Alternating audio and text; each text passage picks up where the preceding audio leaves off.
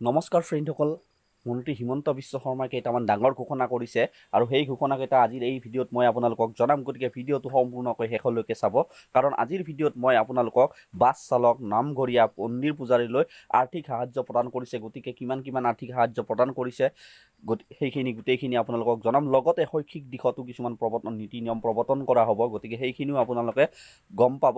গতিকে ভিডিঅ'টো স্কিপ নকৰাকৈ সম্পূৰ্ণকৈ চাব।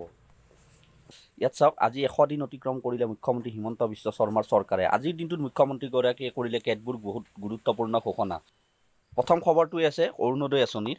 তৎকালে অৰুণোদয় আঁচনিৰ ধন 1000লৈ বৃদ্ধি কৰাৰ সিদ্ধান্ত লোৱা হৈছে আজিৰ কেবিনেটত। তাৰপাছত 2 নম্বৰ সিদ্ধান্ত হৈছে শৈক্ষিক দিশত সিদ্ধান্ত, ভূগোল আৰু বুৰঞ্জী 10ম শ্ৰেণীলৈ পঢ়াটো বাধ্যতামূলক কৰা হৈছে। তাৰ পিছৰ ঘোষণাটো হৈছে 6 মাহৰ ভিতৰত গুৱাহাটীৰ ইলেক্ট্ৰনিক বাছ চলিব। 200খন ইলেক্ট্ৰনিক বাছ কিনাৰ সিদ্ধান্ত লোৱা হৈছে। আৰু চৰকাৰৰ এবছৰৰ পূৰ্তিৰ সময়ত গুৱাহাটী পেট্ৰল ডিজেলৰ বাছ নচলিব। আৰু তাৰ পাছত আটাইতকৈ ডাঙৰ গুৰুত্বপূৰ্ণ খবৰটো হ'ল আন্তৰ্জাতিক যাতায়াত চলাচল বন্ধ হৈ থকাৰ বাবে বাছৰ চালক পৰিচালকক সকলোৰে সমস্যা হৈছে।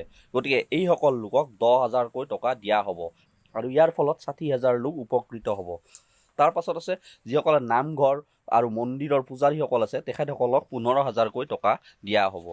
আৰু ইয়াত লিখিছে যে শেষত লিখিছে অহা বছৰৰ পৰা ৰাষ্ট্ৰীয় শিক্ষা নীতি 9ম, 10ম, একাদশ আৰু দ্বাদশত প্ৰৱৰ্তন কৰা হ'ব।